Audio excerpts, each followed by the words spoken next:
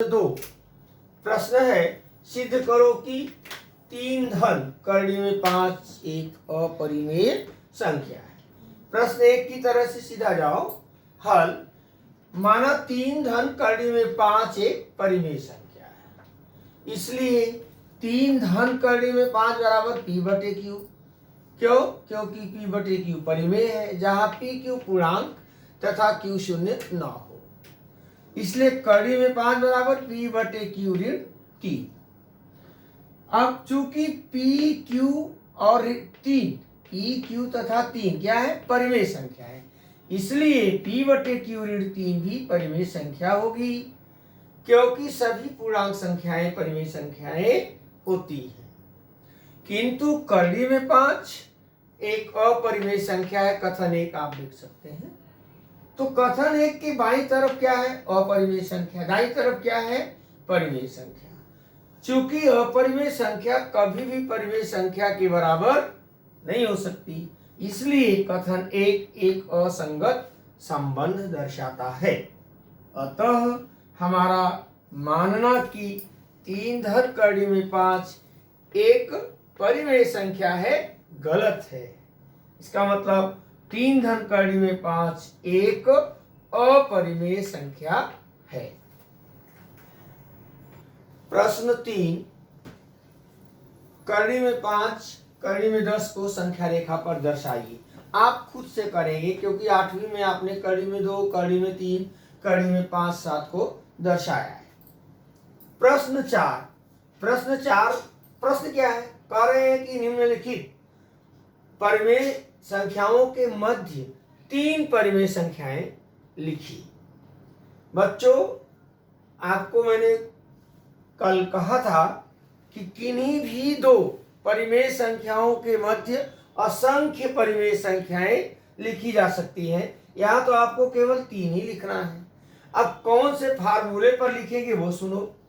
कहते हैं कि मान लिया जाए यदि x तथा y 2 परिमेय संख्याएं हो तो x धन y बटे 2 तीसरी परिमेय संख्या प्राप्त की जा सकती है, अर्थात उन दोनों संख्याओं का औसत।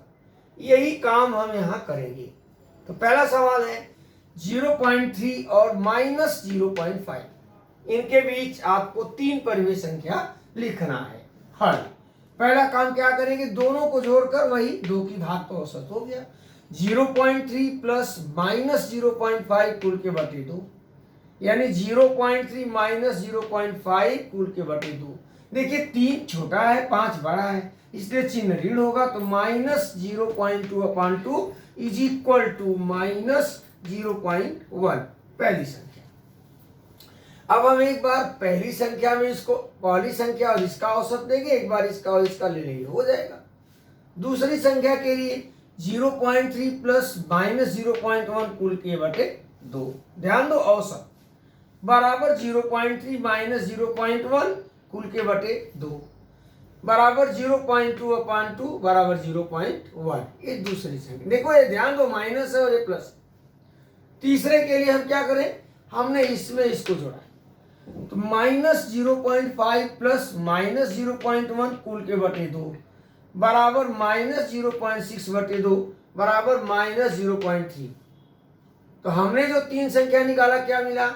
-0.1 -0 प्लस 0.1 -0.3।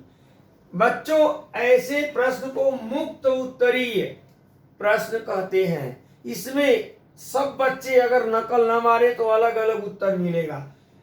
अब जैसे हम तो इसको भी जोड़ देंगे, 2 की भाग दे देंगे, तो मालूम है -1 और +1, -0.1 और +0.1 के बीच क्या मिलेगा? 0 मिल जाएगा।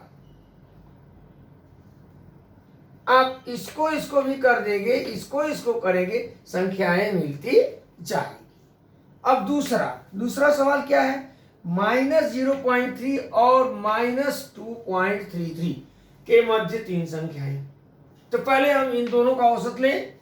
-2.30 हमने लिखा है। जरा हम आपको यहाँ थोड़ी सी जगह में कुछ बात बताना चाहते हैं। -2.3 का मतलब -2.30। देखो बच्चों, ये संख्या दशमलव है, दशमलव के बाद क्या है 3 है। इसके बाद आप एक शून्य लगा दिए तो संख्या के मान में कोई परिवर्तन नहीं होगा, यानी ऋण 2.3 को ऋण 2.30 लिख सकते हैं। आप एक शून्य और बढ़ा सकते हैं, आप एक शून्य और बढ़ा सकते हैं, मान में कोई फर्क नहीं होगा। इस चीज को ध्यान में रखो। यहां तो हमने -2.3 को क्या लिखा, -2.30 प्लस -2.33। ऐसा क्यों किया, क्योंकि यहां दशमलव के बाद 2 अंक था तो यहां भी 0 लिख दिया, 2 अंक हो गया। कुल के बटे 2 बराबर, दोनों माइनस है तो माइनस, 2 और 2 मिलके 4, 30 और 33 63, तो -4.63/2 बराबर -2.315। भाग देने तो आता ही होगा।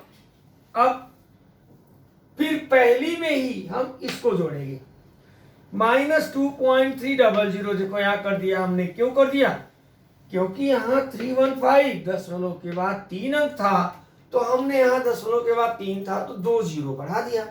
-2.300 प्लस -2.315 कुल के बटे 2 बराबर -4.615/2। जरा भाग देना सीख लो, बराबर -2 दूनी 4 दशमलव 2 तिहाई 6, 1 का मतलब भाग नहीं जाएगा 0, 15 लेंगे 2 सत्ते 14, 1 10 2 25 10, लास्ट -2.330। अभी कहां से आया, सवाल तो -2.33 है ना, लेकिन यहाँ लास्ट वाले में 315 3 अंक है ना, तो यहाँ एक 0 बढ़ा दिया। -2.330 धन -2.315 कुल के बटे 2 बराबर -4.645 कुल के बटे 2, भाग दिया तो बराबर -2.3225। तो 3 उत्तर आपको मिला। हमने कहा यह मुक्त उत्तरीय प्रश्न है, आप अपने हिसाब से करेंगे आपको उत्तर मिलेगा। इसका तीसरा और चौथा ठीक पहले दूसरे जैसा है, इसलिए आप स्वयं हल करेंगे। हो गया।